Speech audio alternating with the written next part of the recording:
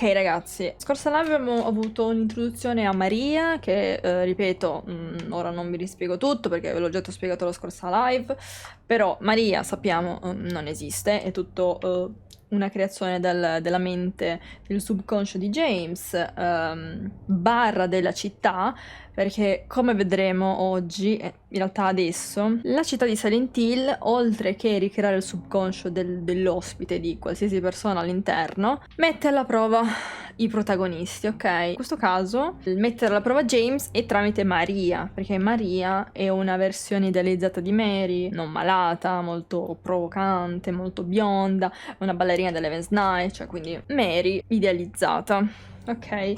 Quindi mette alla prova James e oltretutto Maria sarà l'antagonista principale di Silent Hill 2 perché appunto il compito di Maria è portare fuori strada James dal suo obiettivo, ovvero di fargli ricordare che lui ha ucciso Mary, perché lui è venuto qua a cercare Mary, ma Mary è morta, l'ha uccisa lui, ok? Quindi Maria cerca di portarlo fuori strada.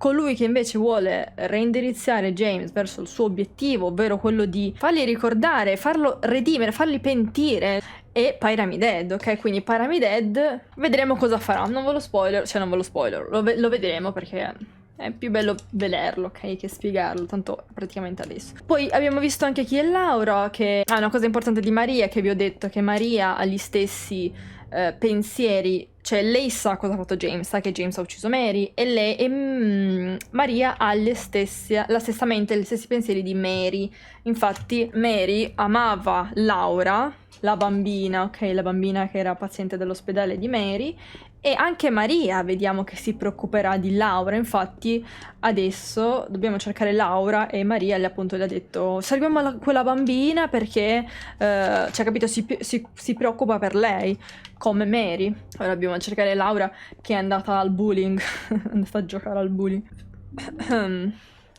Ah, il libro delle antiche memorie. Cavolo, questo qua mi serve ragazzi perché faremo il finale Rebirth, che è il finale del rituale. Faremo il finale Rebirth, il finale Rebirth è James che proverà a risuscitare Mary tramite un rituale. Per farlo ci saranno degli oggetti da raccogliere, che abbiamo raccolto il crisma bianco, poi qui c'è il libro delle memorie perdute, si trova qui. Il nome prevede dalla leggenda della gente a cui furono sottratte le terre. Chiamavano questo luogo il posto degli spiriti silenziosi. Silent Spirit. Per spiriti intendevano non solo i propri familiari defunti, ma anche gli spiriti che secondo loro erano negli alberi, nelle rocce e nell'acqua intorno a loro, secondo la leggenda a cui si svolgeva la cerimonia più sacra. Tuttavia non furono gli antenati di coloro che oggi vivono in questa città a rubare la terra di questa gente, altri vennero prima di loro. Allora questa città aveva un altro nome, ma adesso quel nome si è perso nella notte dei tempi. Sappiamo solo che il nome era diverso e che per qualche motivo la città fu un tempo abbandonata dai suoi abitanti. Ok, andiamo al bowling. I'll wait Andiamo. here. I hate bowling. I didn't come here to play, you know. Hurry back. Okay? Ok.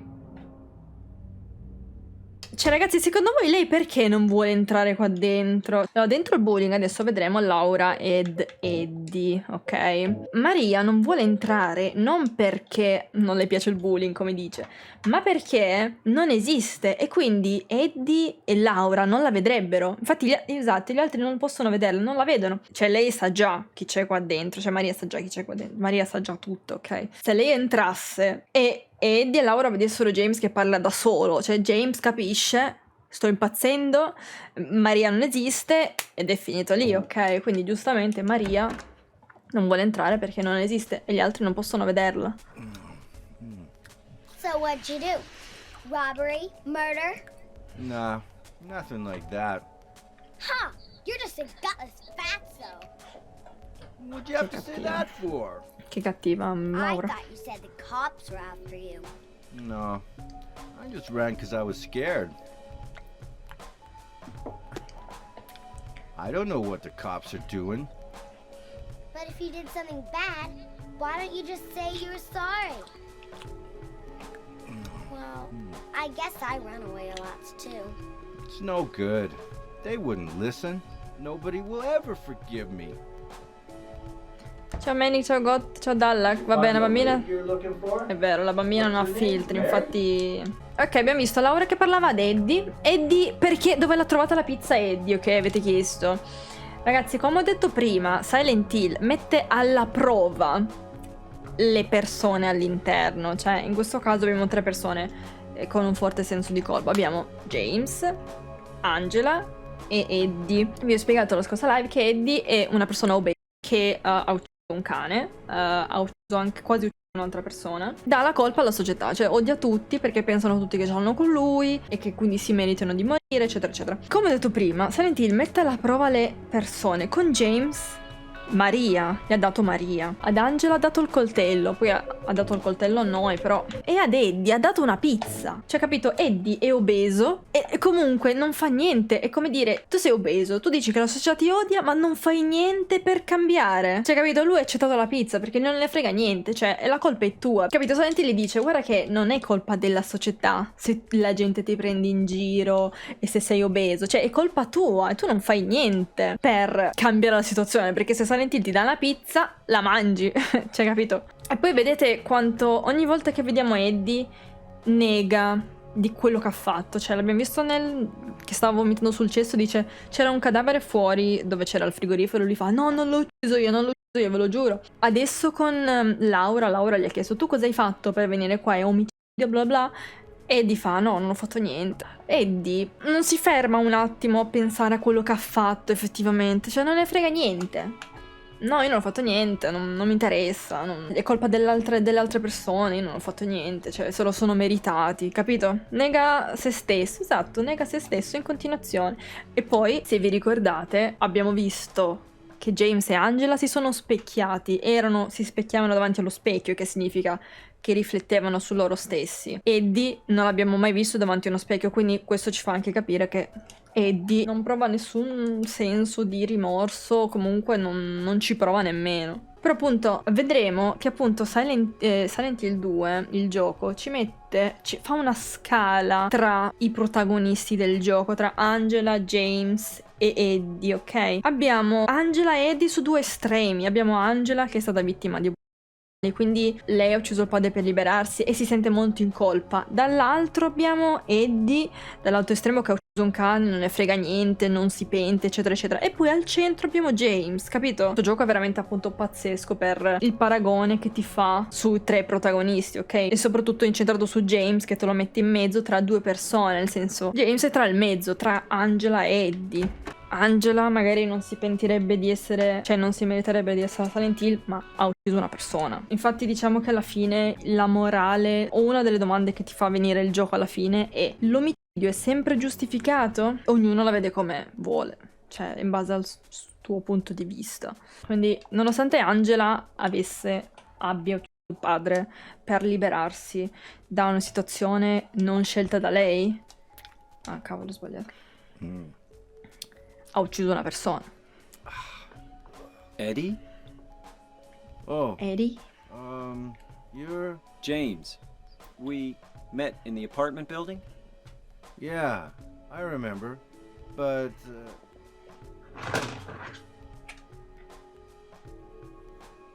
Are you alone here, Eddie? no. Una palla.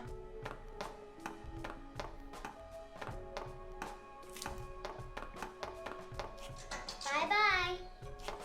Wait! Come back! Eddie, let's go after her. Huh? Laura? Why? Laura. Is that her name? That's what she said. This town is full of monsters. How can you sit there and eat pizza? She said she was fine by herself. She said a fatso like me would just slow her down. Forget you. Vabbè, comunque, ok, non è una scena tanto importante, nel Who is senso... that girl, anyhow? I don't know. All I know is her name. I swear.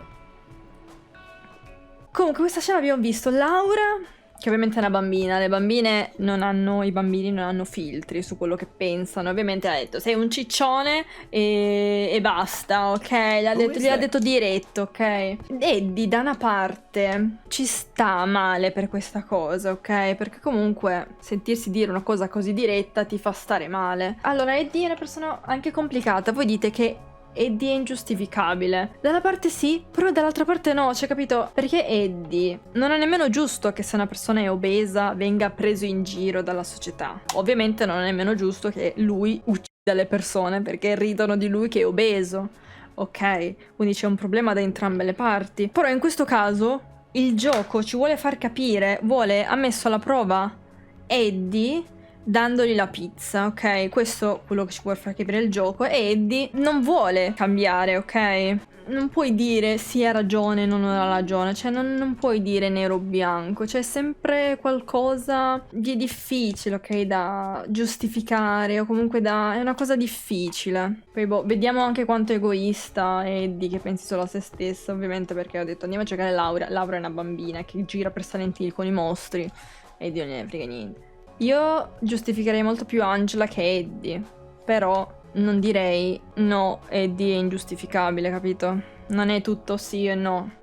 E non lo so. Il fatto che Eddie sia così egocentrico è anche un argomento in comune, un punto del carattere in comune con James. Anche James è molto, cioè non egocentrico, più egoista. È molto egoista, cioè anche James, nonostante creda che non lo è, vedremo che in realtà è molto egoista. Eddie odia le persone, odia la società, veniva preso in giro dai quarterbacks, esatto, non è che lui se l'è presa con quelli, lui ha ucciso un cane, non ha ucciso una persona, qualcosa o qualcuno al suo livello, ha ucciso un cane, che il cane non è al tuo stesso livello, capito? Se l'è presa con una persona più debole, quindi da una parte nemmeno Eddie ha il coraggio di affrontare, no? E comunque lo vediamo che ovviamente tutti i bulli o comunque le persone più deboli se la prendono sempre, o le persone che si credono forti se la prendono sempre con le persone più deboli, così come i bulli se la prendono con quelli timidi. Ci sono poi Eddie, in questo caso se l'è presa con un cane.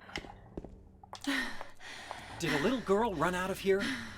Yeah, she's Già, too Matteo. fast for me. Aren't you gonna go after her? Cosa c'entrava il cane? Infatti il cane non c'entrava niente, cioè se l'è presa con la prima, non con la prima persona che ha visto, ma con uno che non era al suo pari. Se l'è presa col cane, il cane non c'entrava niente. Ma infatti lo vediamo anche molte volte, ci sono i killer, Where are molti you killer. going? Ho sbagliato. This isn't the way that little girl went. Ci sono tanti killer che se la prendono sempre, boh, almeno alcune situazioni di serial killer, che se la prendevano con persone più deboli. O comunque usando delle armi, cioè non sei più forte, non dimostri di essere più forti se uccidi una persona con un'arma, diciamo. È di un vigliacco, esatto, un vigliacco come praticamente molti serial killer, tutti vigliacchi. Non hanno mai il coraggio di affrontare le situazioni dirette, ma cercano la strada veloce, uccidendo, prendendosi il diritto di porre fine alla vita di qualcun altro, in modo ovviamente non alla pari. She went through there.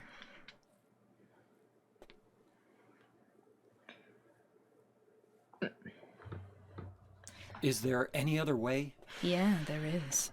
Right through there. It's no good. It's locked. Sì, sono sarda.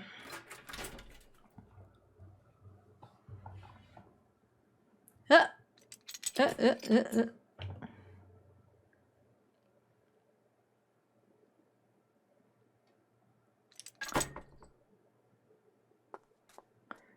Quindi usa l'odio rivolto da una fetta della società come giustificazione per vedere tutti, avendo forse un mondo che sia... Adesso mi perdo subito i messaggi, però è così. Infatti, ripeto, non è pienamente colpa di Eddie, perché comunque una società che prende in giro le persone in sovrappeso, le persone secondo i canoni della bellezza della società, ovviamente significa che c'è qualcosa che non va, ovviamente anche nella società stessa. C'è un problema proprio di fondo. Qui abbiamo Eleven's Night, che ovviamente Maria era una ballerina dell'Eleven's Night, ovvero una stripper. Per affrontare i bulli o comunque affrontare violenza non si combatte con la violenza stessa. Almeno se vuoi dimostrare di essere più forte. Madonna, Maria si teletrasporta. Non si fa così. Ok, ora devo andare all'ospedale. James si rende conto che Maria si teletrasporta. E che ne so. Over there! Oddio, l'ho vista. Maria, l'abbiamo vista tutti. Over there. Over there. Ciao. Vado anche all'ospedale, è abbastanza complicato, ma...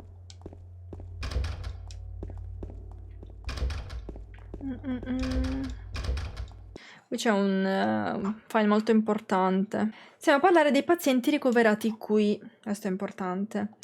Jack Davis ha tentato di suicidarsi 3 volte in passato per motivi che non si conoscono. Sebbene sia un paziente modello che segue gli ordini di dottori e infermieri, va controllato da vicino per via degli improvvisi e violenti tentativi di suicidio del passato. Joseph Barkin. Vi ricordate che James doveva chiamarsi Joseph? La sua malattia sembra dovuta al suo senso di colpa per aver causato la morte della figlia. I suoi sintomi denotano una profonda psicosi e paranoia. Normalmente calmo, ma con una tendenza a diventare violento se si eccita. Joshua Lewis, più volte ricoverato in passato, è arrestato per aggressioni, percosse e altri atti di violenza, forte mania di persecuzione e una tendenza a risolvere i problemi con la violenza e esercitare molta cautela. Avete fatto caso che tutti i nomi iniziavano con la J? 3 nomi? Tutti con la J? Come l'iniziale di James. Proprio perché questo file è collegato a James stesso. Io vi ho raccontato nella prima live che appunto James inizialmente era appunto ispirato a Jack lo Squartatore, Joseph, colui che si sospettava essere Jack lo Squartatore, e questo James aveva doppia personalità, James e Joseph. Joseph è la parte molto violenta. Qui abbiamo 3 nomi con la J. Jack, abbiamo il primo Jack che abbiamo visto che ha istinti suicida. Per quanto riguarda James sarebbe la parte di James normale con istinti suicida. Ok? Joseph invece sarebbe la parte di James che si sente in colpa per aver ucciso Mary. Infatti, vedete, ha suo senso di colpa per aver causato la morte della figlia. E poi abbiamo Joshua, che invece è la parte più violenta, che si sente in dovere di essere perseguitato. Ok, vedete? Joshua, arrestato per aggressione, violenza, forte mania di persecuzione e tendenza a risolvere i problemi con la violenza. Ok? Quindi questo file ci spiega un po' come la personalità di James, ovvero Jack, istinti suicida, perché comunque vediamo, cioè, James da una parte ha degli istinti suicida, non può non avere un istinto suicida, soprattutto vediamo a fine game che ci sarà il finale in water, il suo senso di colpa quando avrà capito sarà fortissimo. Poi abbiamo appunto Joseph, senso di colpa, si sente in colpa ovviamente, e poi abbiamo Joshua che è molto violento, infatti James ha ucciso Mary, violenza fisica, molto molto aggressivo, quella parte lì di James. E Maria si teletrasporta. Il potenziale per questa malattia è ognuno di noi. In determinate circostanze chiunque, uomo o donna, passerebbe dall'altra parte. Forse l'altra parte non è il modo migliore di descriverlo, d'altronde non esiste un muro tra un posto e l'altro, è lì dove si incontrano sogno e realtà, è un posto vicino e distante dal tempo stesso. Alcuni sostengono che non è neanche una malattia, non sono d'accordo, sono un medico, non un filosofo o uno psichiatra, ma talvolta devo pormi una domanda. È vero che per noi i suoi pensieri non sono che invenzioni di una mente malata, ma per lui non esiste un'altra realtà. Inoltre è contento dove si trova, perché dunque mi chiedo, dobbiamo trascinarlo nel doloroso mondo che è la nostra realtà al fine di curarlo. Joseph mi ha dato una chiave, probabilmente la chiave della scatola. Ciao Antonia, molto molto bello comunque questo file, no? Effettivamente una persona pazza che non capisce nemmeno dove si trova è più felice di una persona che effettivamente sa come funziona il mondo, come funziona tutto. Quindi da una parte James, come James ha creato Maria, cioè Maria è la parte facile, no? È il modo facile per affrontare la situazione, ovvero vai avanti, ti trovi un'altra ragazza, ok? Non affronti quello che fai. Quindi è molto più facile affrontare le situazioni scappando. E appunto il dottore dice, boh, chi me lo fa fare di fargli ricordare di portare una persona sulla terra, nel mondo reale, se poi comunque la realtà non è poi così felice. Non è meglio essere in sé che essere pazzo. Ah no, le infermiere, giusto. Scusate che What's stavo wrong? ancora parlando di I just Eddie. pricked myself. Are you okay? Esatto. Yeah. Yeah.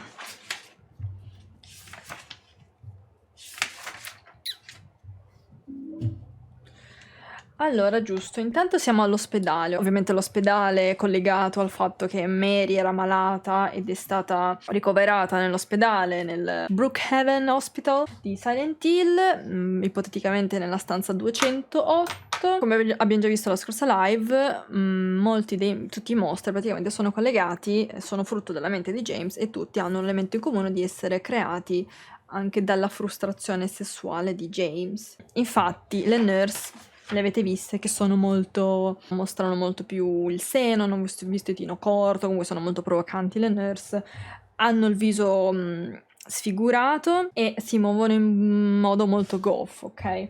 Appunto rappresentano sia Mary, quando si trova all'ospedale, sia frustrazione sessuale di James. Infatti quando vengono uccise muoiono anche a gambe aperte, per esempio. E anche queste qui hanno un parassita sulla schiena come in Silent Hill 1, non so se vi ricordate le nurse di Silent Hill 1 che hanno un parassita sulla schiena, stessa cosa, e hanno un viso molto deforme e pieno di sangue, ok? Come se avessero qualcosa che le ricopre, ok? Che in realtà assomiglia più a un condom, comunque stanno soffocando, ok? Questo preservativo che hanno in testa, questa roba di plastica che hanno in testa, vediamo che si dimenano come stessero un po' soffocando, ok? Le nurse le vediamo che si muovono in modo molto strano.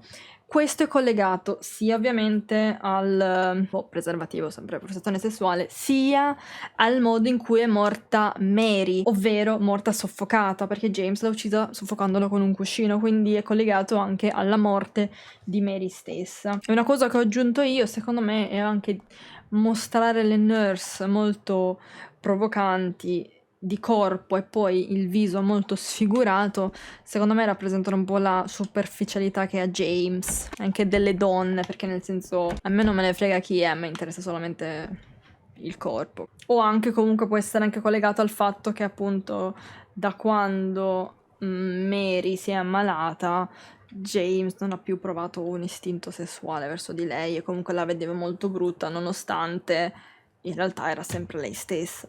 C'è qualcosa nella tasca del camice bianco, chiave della sala analisi. Voilà.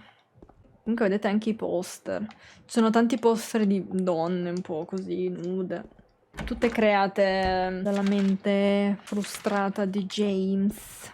Poi ripeto, nonostante possa essere visto come molto superficiale James, una persona molto superficiale James, dall'altra parte ragazzi si può anche capire James, perché comunque stare a fianco a una persona malata, ragazzi, è davvero difficile. Cioè, secondo me una persona non deve essere giudicata perché decide di lasciare una persona molto malata, nel senso paralizzata, un bambino autistico, qualsiasi cosa. Cioè, capito? Da una parte dici è veramente, sei una persona superficiale. Dall'altra parte dici effettivamente è molto difficile. Cioè ragazzi, il peso mentale che devi avere per stare dietro una persona complicata, cioè raga, è difficile, non puoi sempre... Cioè non so se avete capito quello che intendo, però ovviamente questo non ti porta a ucciderle, però capite?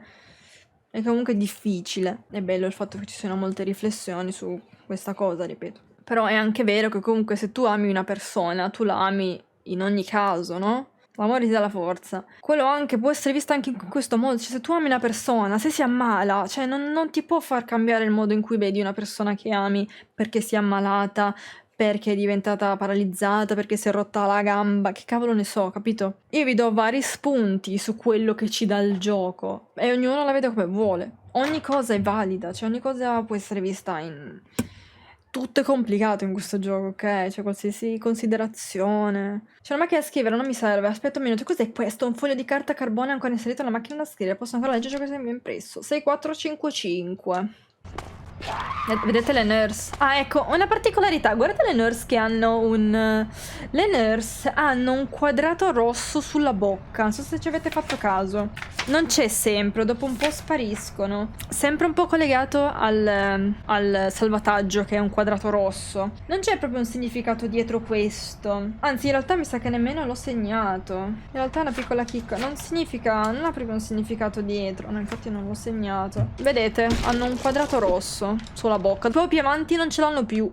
Mi senti prendere una parte contro James solo perché sono l'idea che avrebbe potuto gestirla meglio. Sì, quello ovviamente quello sì, perché avrebbe potuto non ucciderla. O comunque magari era una cosa che si poteva risolvere un po' parlando, no? Senti, sei malata e non sento più l'attrazione che c'era prima, non sento più nulla.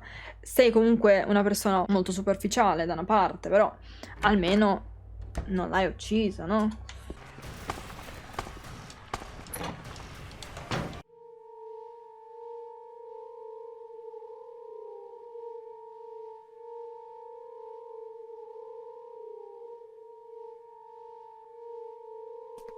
James. Wait a minute. I'm kind of tired.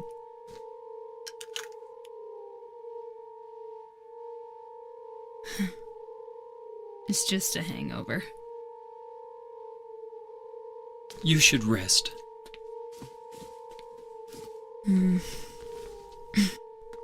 So comfy. I'm gonna go look for her. For Laura. I'll be back as soon as I can. Ok ragazzi, avete visto questa scena? Anche Maria è malata come Mary, cioè anche Mary aveva una malattia in cui prima inizialmente tossiva e poi si è ammalata, ok? Vedete James? La città gli sta comunque facendo rivivere quello che ha vissuto James, ovvero stava con Mary, una donna bellissima, poi si è ammalata. Anche Maria, oddio, stessa cosa, pensa un po' James. James pensava di avere la strada facile, ovviamente anche Maria è malata, capito? È un loop. È un loop. Cioè la città gli dice, guarda che tu devi affrontare questa cosa, ok? Ti do Maria che è una donna bellissima, l'idealizzazione di Mary, ma è la stessa cosa. Sì, la prendono chiaro, è la stessa cosa. Maria è letteralmente la stessa cosa che è successa con Mary.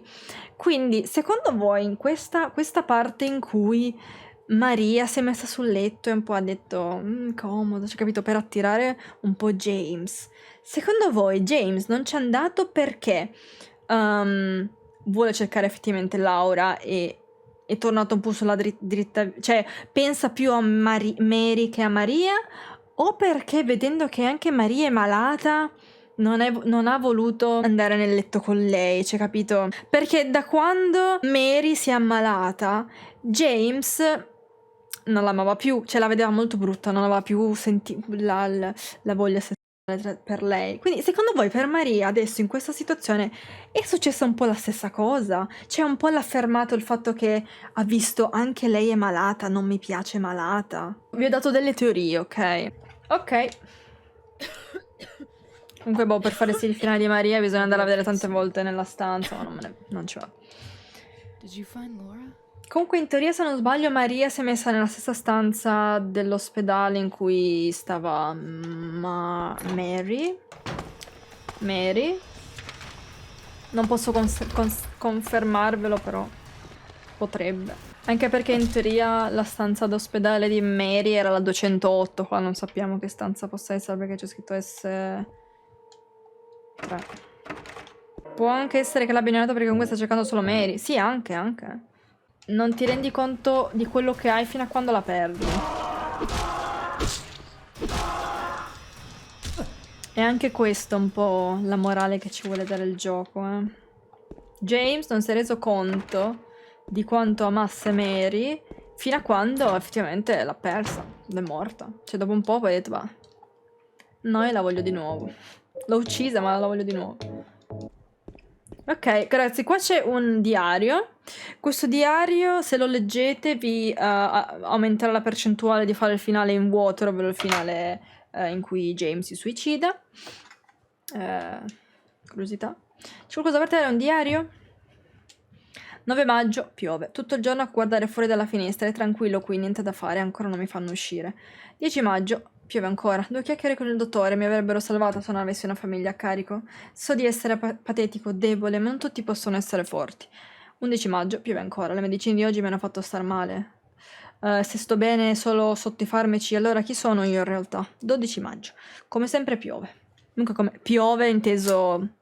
Sì, piove, però anche dire piove vuol dire anche essere tristi da una parte. O comunque depresso.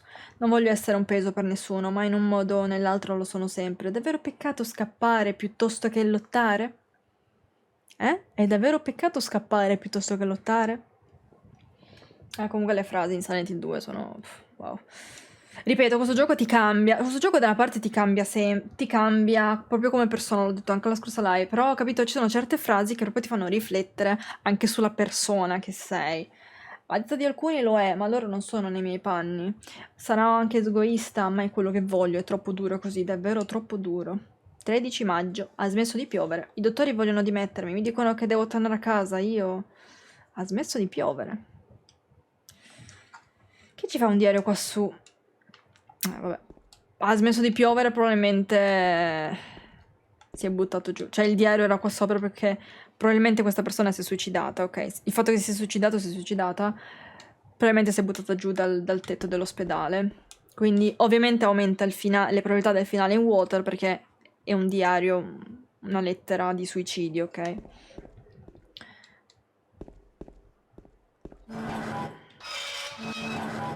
Buttami giù.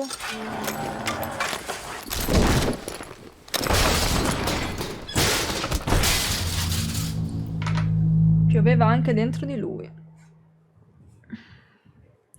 Sono felice, sono io con i farmaci, chi sono io in realtà, ed è molto triste da sentire. Ecco, comunque facciamo una cosa, ora che quando finiremo la lore run di Silent Hill 2, guardiamoci il trailer del remake del 2 e vediamo, vorrei sentire, capito, dopo, capito, una lore run molto intensa, vedere che sensazioni ci dà dopo questa spiegazione il remake, sarebbe molto interessante. Ok. Ah, sì, il codice è 5961. Ho visto. Ah, poi qua è scritto pure male. Gira i numeri, è meglio non dimenticare. Quindi ne scriverò qui l'altro. L'altro, il mio nome segreto. Ti ricordo un po' la versione al di là dei film di Al di là dei sogni, in cui il di là è come lo vedono le persone che ci vanno. Film Al di là dei sogni, non lo conosco. Però ci sono molti riferimenti a film, e libri e romanzi di Silent Hill, a Silent Hill 2 e... appunto tutte le citazioni sono citate aspettate, potete trovarlo su internet anche, si chiama nel libro delle memorie perdute, che potete trovare su internet, che è una guida tipo del 2000, non è proprio una guida, però è un libro in giapponese in cui vengono fatti commenti su personaggi, le creature, il making of e tutte le ispirazioni. Se voi cercate il libro delle memorie perdute, Book of Lost Memories, Silent Hill 2, potete vedere tutti i libri da cui è ispirato, / film a cui è ispirato Silent Hill 2. In realtà prima non vi ho detto che le nurse, esatto, parlando di film, le nurse sono ispirate, Masahiro Ito ha detto che si è ispirato alle infermiere del film Esorcista 3 e Allucinazione perversa. Se avete mai guardato questi film, io non li ho mai guardati, però Masahiro Ito ha detto che si è ispirato a questi due film per le nurse.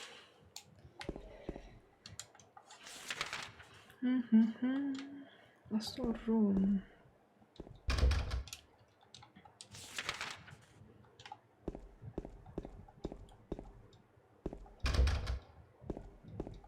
Ho visto il primo dorito da 12 anni e come dire mi sono cagato in mano per anni. Minchia. Che paura l'esorcista. Cosa guarda? Ah, c'è un medito. Perché qua vedete lo spigno di sotto James? Boh.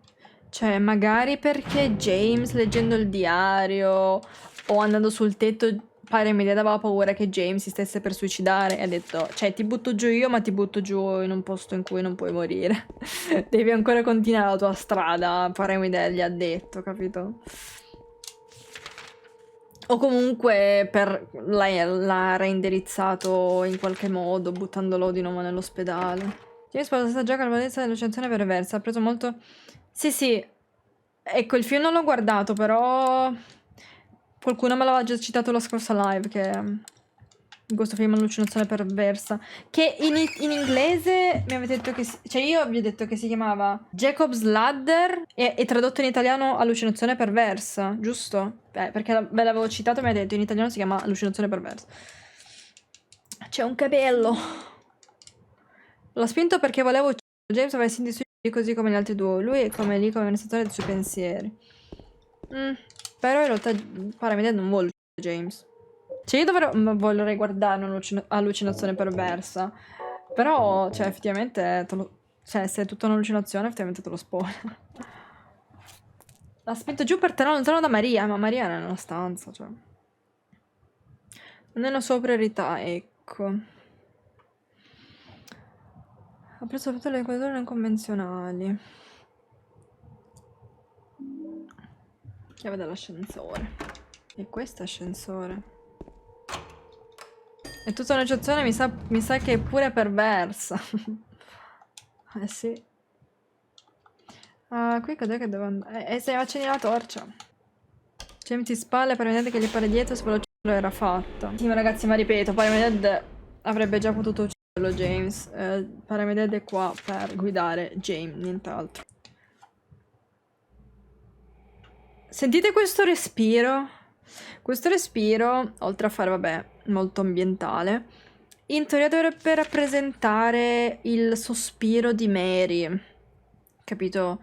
Quando una persona sta per morire ha un po' questo respiro molto affannoso.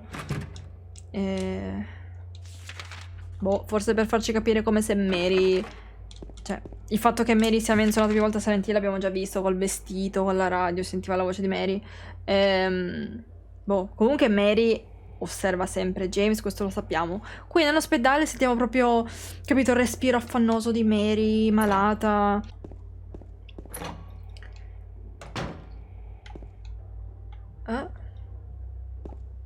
Ah. Laura. Laura. Grazie, sì. Le host, mamma mia, comunque le host veramente sono... Boh, pazzesche. Laura? Huh? You know my name? Eddie told me. That big fat blabbermouth. How do you know about Mary? What's the big deal? Why can't you just tell me? You gonna yell at me if I don't? No, I won't.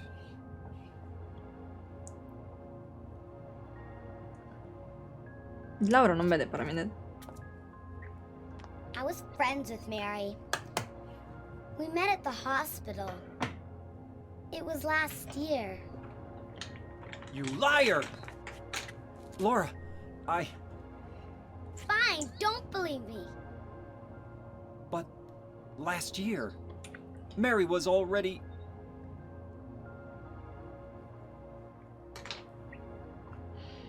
I'm sorry, Laura. Anyway, let's go.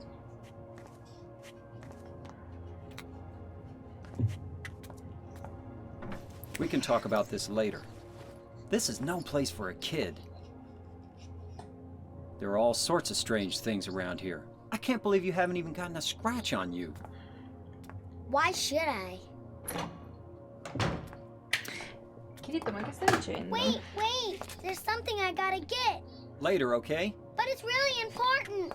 What is it? A letter from Mary. Huh? I wanna go get it. Is that okay? Yes, yes.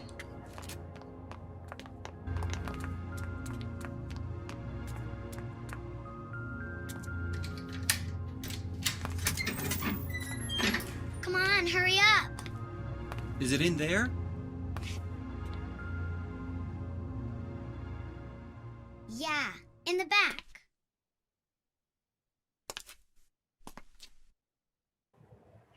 Sì, sì, è laggiù. What are you doing, Laura? It's further back, in the desk.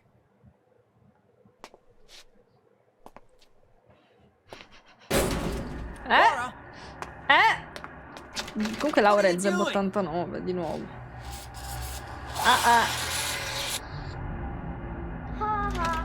I tricked you. Open the door, Laura. Why should I? I'm a liar, right? Want me to open it? Huh? Huh? Do ya? What's vede the niente. magic word? Laura? Okay, I guess I won't open it. I think I'll just leave you like this. You snotty little brat! Open up! Why, you, Laura? you fuckers!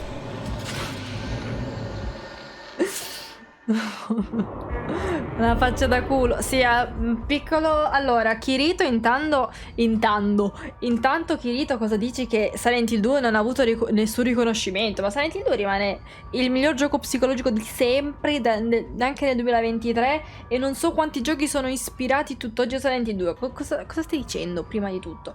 Seconda cosa, abbiamo visto che la cutscene di James. Avete visto? Tanto già vediamo il carattere di James che si è messo a urlare contro la bambina. Sei una bugiarda! Scusa. Sei una bugiarda, capito? Questo scatto di ira, no? Ci fa già un po' capire. Un po' conferma il fatto che. Ecco, anche James probabilmente quando ha ucciso Mary era sempre sotto questo. Uno scatto di ira, così come ha fatto a Laura. Sì, può diventare facilmente violento. Ok, abbiamo visto Laura. Laura, ragazzi, ve l'ho già detto. Laura era una paziente dell'ospedale, una bambina orfana, era compagna di stanza di Mary. E lei non vede i mostri. Ovviamente lei a Silent Hill è venuta a cercare Mary. Non sa che Mary è morta. È venuta a Silent Hill, l'ho già spiegato la scorsa live, però faccio un attimo un riassuntino perché state dicendo: ma cosa fa Laura? Ma chi è Laura? Uno, perché è una bambina, non vede i mostri. E due, perché Mary gliene ha sempre parlato bene nell'ospedale. Quindi lei ha una visione molto fiorita di Silent Hill. Qui stava giocando ok, nell'ospedale. E dato che James gli ha urlato contro, gli ha fatto un dispetto. Lo ha chiuso dentro questa stanza. Ovviamente Laura non vede i mostri, quindi cioè quello che stesso sta vedendo James, che sono tutti i mostri sul soffitto, lei non lo sa, l'ha chiuso dentro per dispetto, capito? Perché è una bambina, cioè giustamente. E anche vedere come si è comportato James quando Laura gli ha detto: qual è la parolina magica? Cioè bastava dire: per favore apri la porta, no? Laura li avrebbe aperto. E James non l'ha fatto, cioè, capito? James deve avere questo. Deve essere superiore, capito? Non deve dimostrare di essere debole. Anche a Laura non vuole dimostrare di essere debole dicendo per favore, capito? Perché magari dire per favore o comunque o dire grazie, robe così, può essere visto come un essere debole, ok? Da qualcuno che magari si sente sempre superiore. Così come James non vuole dimostrare di essere debole, ok? Però lo è, esatto, lo è. Capito? Molto importante vedere come si comporta James, soprattutto inizialmente. Poi ovviamente più va avanti più ha una dinamicità il personaggio di James, ovvero ovviamente cambierà.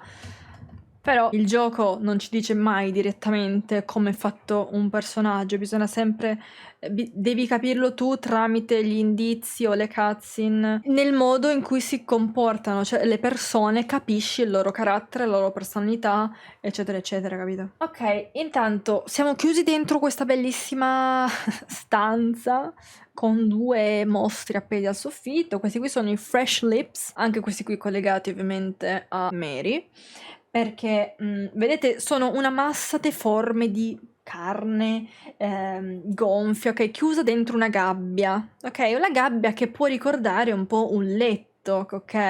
Ve lo vedremo anche nel boss finale che sarà molto simile a questo, dentro una gabbia. C'è Maria barra Mary dentro la gabbia che rappresenta un po' il letto, barra il letto sarebbe la gabbia in cui era intrappolata Mary, ok? Perché era malata, lei non poteva muoversi dal letto, era praticamente una gabbia, ok? Quindi il mostro rappresenta Mary dentro una gabbia. Poi la massa deforme è sempre collegata magari a come si vedeva Mary a causa della malattia che si vedeva molto brutta, ovviamente non piaceva più a James. E se avete visto, lips, perché? Perché abbiamo visto all'inizio che ha due labbra, ha delle labbra questo mostro. Le labbra inoltre le vedremo rappresentate su molti mostri all'interno di Silent Hill 2. Uno, le labbra possono rappresentare sia, vabbè, le labbra di una vulva, quindi sempre la frustrazione sessuale, sia le labbra collegate alle... Sapete, vi dicevo, quando Mary stava in ospedale, James non andava mai a trovarla.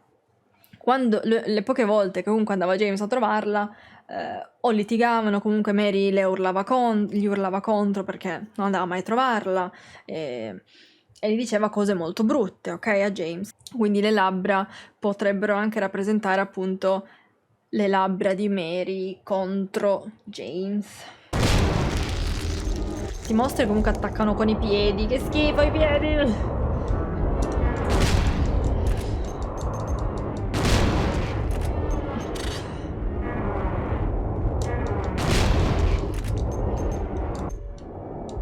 Sirena? Sentite la sirena, l'avete sentita la sirena? Oh, muori. Che schifo i piedi. La sirena, ragazzi. Ogni volta che suona la sirena ci ritroviamo nell'Otherworld. Come cazzo? Come attacca sto coso? Oh, una pignata, la pignata! La pignata! Pignata!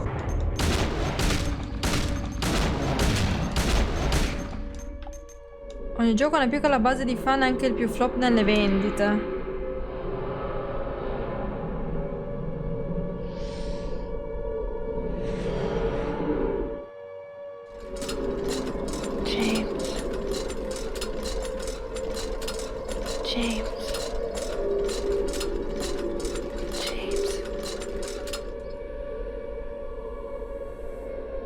No, beh, Kirito mi sa che non conosce nulla dei videogiochi, inutile parlare. Per dire che Silent Hill 2 ha avuto un flop delle vendite. Quella cutscene è molto simile per Mary, che probabilmente viene portata in sala per essere operata nella mente, pensava a James, è vero. Vista in questo... Ah, è vero. Vista in questo modo è molto... veramente molto emozionante. Oppure può essere vista come transizione dal Fog World all'Otherworld. O comunque da vita e morte di Mary. Ok, sentite sto suono. Ma chi è che sbatte i vetri per terra? Qua non so perché si ripeta 3000 volte sto suono in questa stanza, però ho cercato su internet cosa potrebbe rappresentare, perché secondo me in Silent Hill 2 tutto ha un significato, non c'è una cosa buttata lì, o comunque se è buttata lì, non sempre è buttata lì, nel senso, quando abbiamo visto tipo il suono nella stanza 209 del bisbiglio, ok, in realtà era un errore, però comunque è stata lasciata lì per mettere inquietudine. Questo qua, ho cercato su internet, sono teorie, ok? Sono più teorie. Praticamente rappresenta James che una volta... Allora, nel dialogo finale, nel corridoio, sentiremo un dialogo tra Mary e James. Mary qui dirà... non ho bisogno dei tuoi stupidi fiori. Ok, quindi James andrà a portarle dei fiori, ma Mary non li accetta. In teoria questi vetri che si spaccano dovrebbe essere James che porta dei fiori a Mary, e Mary, ovviamente vediamo che Mary si sfogava sempre su James perché comunque, ripeto, non andava mai a trovarla, ha spaccato per terra il vaso di fiori che gli aveva portato James, ok? Quindi dovrebbe rappresentare questo, però comunque è una teoria. Oppure semplicemente i vetri rappresentano comunque frattura, qualcosa che si frantuma, o si frantuma il cuore di Mary verso James, cioè l'amore che provava per James si è spezzato il cuore. Frantumarsi del legame emotivo di James e Mary, esatto, frantumarsi della stabilità emotiva, mentale di James, capito? Può essere tante cose, anche questo. C'è un pezzo di carta sul letto. Ero rinchiuso nel seminterrato dal seminterrato. Ero rinchiuso nel seminterrato del seminterrato. Ma è un errore o è scritto giusto? Ero rinchiuso nel seminterrato del seminterrato. Vabbè, forse dentro, proprio una rafforzatura del concetto. Boh. Era così piccolo e buio e avevo così tanta paura. Ho fatto cadere il mio prezioso anello e mantenerò lì dentro, mai e poi mai. È la cantina nella cantina.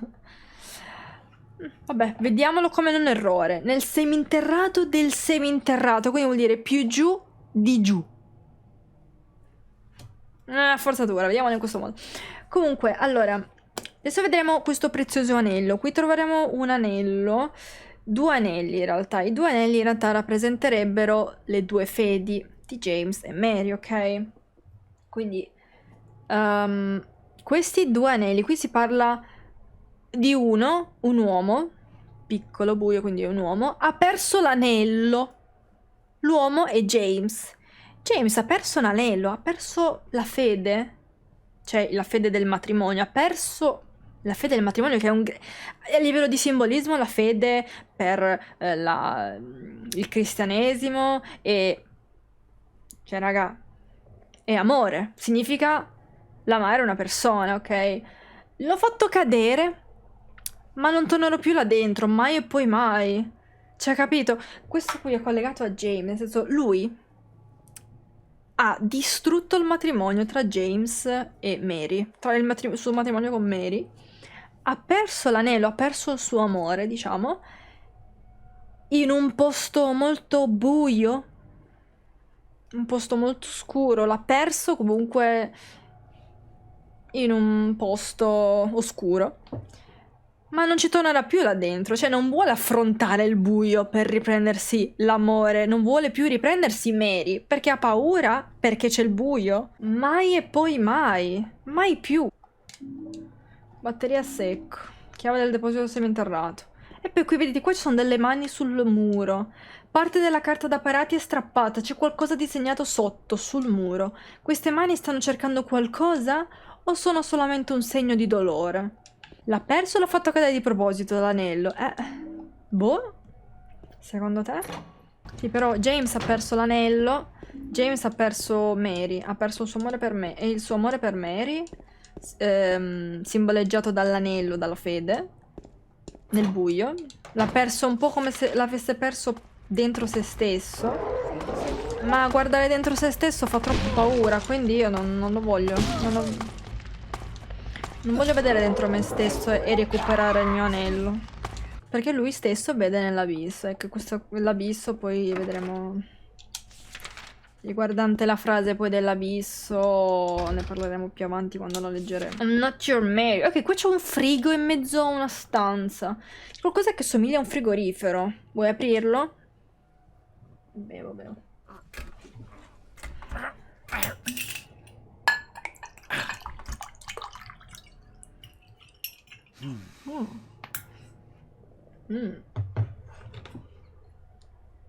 Niente da fare, la porta è troppo pesante per aprirla da solo. Vuol dire che ci serve Maria. Ci servono 2 persone per aprire un frigorifero pesante. Ragazzi, fate caso a questa cosa. Noi abbiamo lasciato Maria nel letto dell'ospedale. James non ne frega un cazzo, l'abbiamo lasciata lì. Nel momento in cui ci serve, ovvero ci serve Maria per aprire un frigorifero, ci serve una qualsiasi persona, andiamo da Maria. Cioè James cerca Maria solo nel momento del bisogno. Anche Mary, la stessa cosa. Maria, mi servi adesso. Oh, penso un po'. Lei è un angelo che nessuno vede, solo io posso vedere la dama della porta. Loro non possono camminare sul suo ponte di filo, il peso delle loro colpe li fa cadere. Come oridi e rigonfi cadaveri i loro peccati lì. Lei li divora peccati e peccatori, lei mi salva, lei è un angelo. Sì, Maria? Maria? Ci sono delle bottigliette di medicinale vuote qui, è quello che prendeva Maria? Anche Maria è malata, ve l'ho detto anche prima. Abbiamo visto Maria tossire, quindi anche Maria è malata, ragazzi. Siamo in un loop. James, non puoi scappare, devi affrontare la situazione. James, vedendo quelle boccette e poi avendola sentito tossire prima, Probabilmente sospetta che anche Maria adesso è malata, no? Magari inizialmente non lo sapeva. Però... Dannazione. Ecco, nel seminterrato c'è questo suono di... questo squittio. Vediamo se lo fa di nuovo. Oh, non lo fa più. Vabbè, comunque sia... C'è un coso che fa così. Accende le impronte di mano rosse sullo scaffale. Spostare lo scaffale.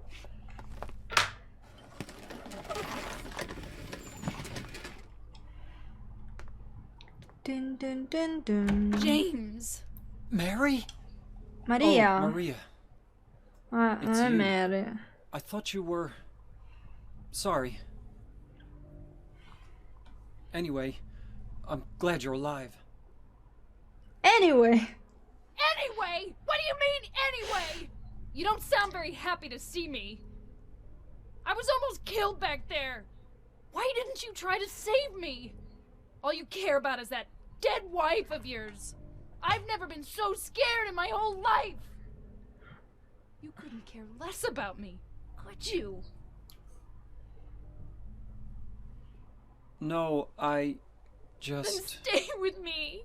Don't ever leave me alone. You're supposed to take care of me.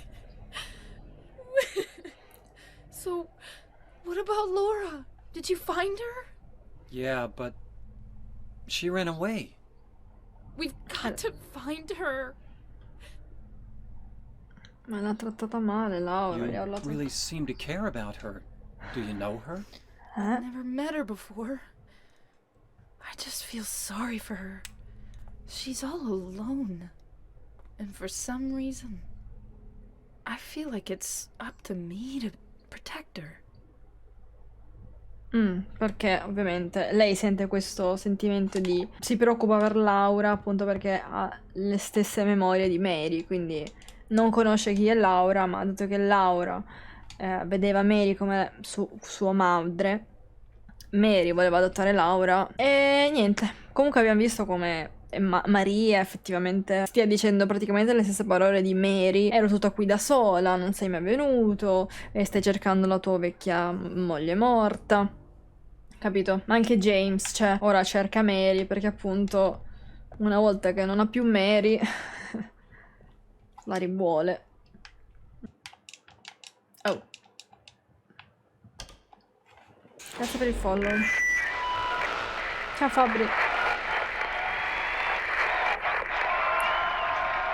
Hi there, everybody! Thanks for tuning in. Welcome to another exciting edition of Trick or Treat! Vai chat, giocate. Either answer the questions correctly and win a great prize, or fail to answer correctly and receive the punishment. It all depends on you. And our lucky, or should I say unlucky challenger today is James. James Sunderland! Are you ready to play Trick or Treat? Okay, here's your first question.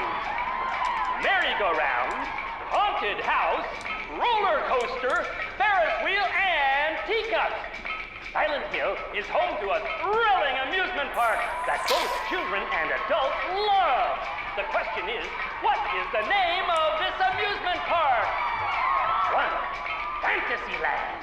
2. Silent Hill Amusement Park. 3. Lakeside Amusement Park. Dovrebbe essere Lakeside Amusement Park. Question number 2. La so. Io la so. Witnessed a gruesome murder a few years back. A brother and sister were playing in the road when they were attacked and chopped into pieces with an Oddio, axe. era un ognoma armato di ascia. Smashed bones, splattered blood. La and 3, la finally 3. glittered tears. What a terrible tragedy. What a gruesome end to such innocent lives. Now the question. What was the name of the murderer who committed this vile act? E James. 1. Walter Sullivan. 2. Scott Fairbanks. 3. Scott Eric Gaines. Fatabanca o Eric Now for our third Erika and final Gain. question. South of the lake is a deserted old neighborhood called South Vale. From there to E Harry. Aildale, the E central Eileen resort area Galvin. northwest of the lake, There's only one road you can take. Just one road, no more. The Eric third and final Game. question is, what is the name of that road? 1. Bachman Road. 2. Rindell Street. 3. Nathan Avenue.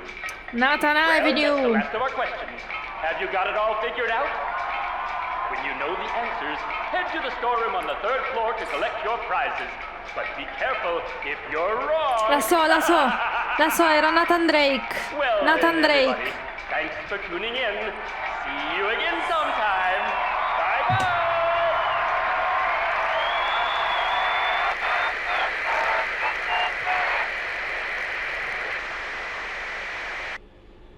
What was that? Ragazzi, cosa significa sta roba? Che cosa significa secondo me? Allora, in teoria dovrebbe rappresentare niente di base. O sono solamente gli sviluppatori che hanno deciso di fare un quiz per divertimento. Barra rappresenta quanto James stia malato mentalmente, quanto sia deviato mentalmente, che si immagina i quiz a premi a Silent Hill. Forse perché James si guardava i quiz al show e la TV. Ecco, allora ragazzi, prima abbiamo visto che abbiamo provato ad aprire questo frigorifero. Ma perché se spengo la luce si vede di più? Ma in che senso? Ma se tengo la luce spenta si vede meglio. O in un altro lato appunto rappresenta che James è un po' sta impazzendo. Allora abbiamo visto prima che abbiamo provato ad aprire il frigorifero e diceva ci sarebbe un'altra persona per aprirlo. Ovviamente l'altra persona è Maria. Un po' cosa rappresenta un po' questa cosa? Cioè il frigorifero molto pesante. Il frigorifero di base è un oggetto molto freddo, un po' legato un po' alla freddezza, scusatemi, che aveva avuto James quando ha ucciso Mary. Però appunto c'è bisogno di 2 persone per aprire qualcosa di molto pesante. Può dire un po' come servono 2 persone per aprire un frigo, nel senso Mary e James, per dire che ne so, per distruggere qualcosa ci vogliono 2 persone, quindi come dire anche un po' colpa di Mary. Non so bene come descrivervelo in realtà. No, Carlo, a mezzanotte. Yeah, Maria, give me a hand here. Come on. You're supposed to be the big man around here. How's a little girl like me supposed to help? Ecco, qui mette anche un po' alla prova la mascolinità tossica di James. Cosa c'è dentro? Un What's anello. this? Not very cute, is it? Here, James. You take it. Thanks. Viene finito nell'orgoglio, abbastanza. Anello di piombo. Ai ai ai. Dentro il frigo c'era un anello. L'anello e niente, vedete, c'è una specie di teschio. O la morte. Forse dovrebbe essere quello legato a Mary. L'anello da frigorifero abbiamo inciso un disco sotto volto rigonfio. Ecco, un volto rigonfio ovviamente collegato a Mary, ok? Quando Mary era malata ovviamente aveva questo viso molto sfigurato, molto brutto. Maria e James starebbero perfettamente insieme. Ma no, non proprio, perché in realtà vi ho detto, vi ricordate la teoria del fatto che Maria rappresenta l'anima di James, che l'anima di James significa la personificazione di tutte le tendenze psicologiche nella psiche di un uomo, di qualsiasi uomo. Si dice appunto, c'è questa è molto carina come teoria, che l'anima sarebbe la parte femminile di ogni uomo, ok? E Maria rappresenta l'anima di James, ok? Come sarebbe la parte femminile di James, che poi se li mettiamo a confronto, James è più, anche a livello di violenza, James è più una persona violenta fisicamente, ok? Che appunto ha ucciso Mary fisicamente, e invece Maria fa più violenza psicologica. Ma qua, ma cavolo, ma non l'ho preso. Anello di rame. Era il seminterrato dell'ospedale. Vi ho inciso l'immagine di un ragno. Ok, abbiamo messo i 2 anelli sulle 2 mani. Ovviamente simbolo del matrimonio tra lo rappresenterebbero James e Mary, che ovviamente erano sposati. E adesso c'è un biglietto per terra, sopra c'è una scrittura difficile da leggere. Ho preso la chiave del direttore, quella del museo, l'ho nascosta dietro la donna che prega quando sono uscito in gita. L'ho presa ma non l'ho rubata, non sono un criminale. Ok, qui parte molto importante. Maria, corri! Mary! Maria! Maria! Guarda, allora, vi faccio vedere. C'è Pyramid Head che sta uccidendo Maria. Guardate James quanto corre. James, corre, non ne frega un cazzo, aiuto, aiuto. Scappa, scappa, lasciamo indietro Maria. Maria, lasciamola indietro, sta baldracca. Via, via. Prendi lei, prendi lei, prendi lei, prendi lei, prendi lei. Prendi lei. Open up!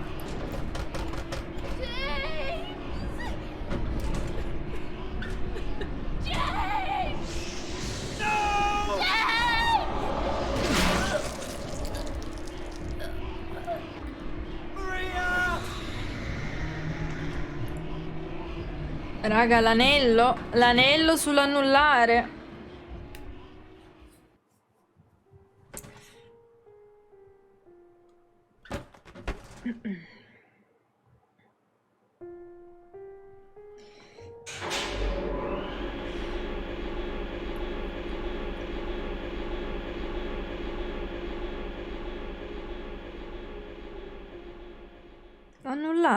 L'annullare.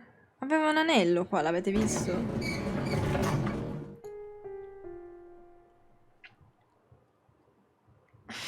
Annullare. Beh.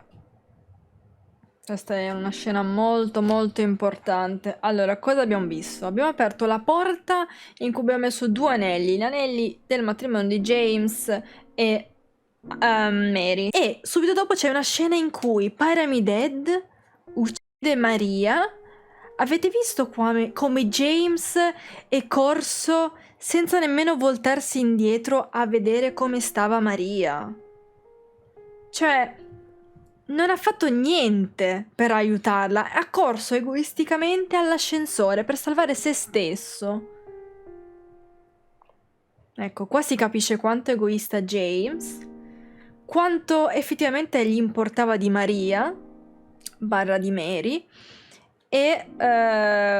no, il giocatore è proprio... Cioè, non è fatto il giocatore, è proprio James che non vuole. Cioè, la scena era James non si volta. L'antagonista principale del gioco è Maria. Maria cerca di portare fuori strada da James. Pyramid Head invece reindirizza James verso l'obiettivo. Pyramid Head, per cercare di portare a termine il suo compito di far capire a James, fargli ricordare quello che ha fatto, perché ricordiamo James ha represso il suo ricordo di aver ucciso Mary, ovviamente si sbarazzerà delle creature che abbiamo visto che le ha buttate, e di Maria sia perché appunto Maria è un ostacolo per James, sia perché Maria, cioè, vuole far capire a James.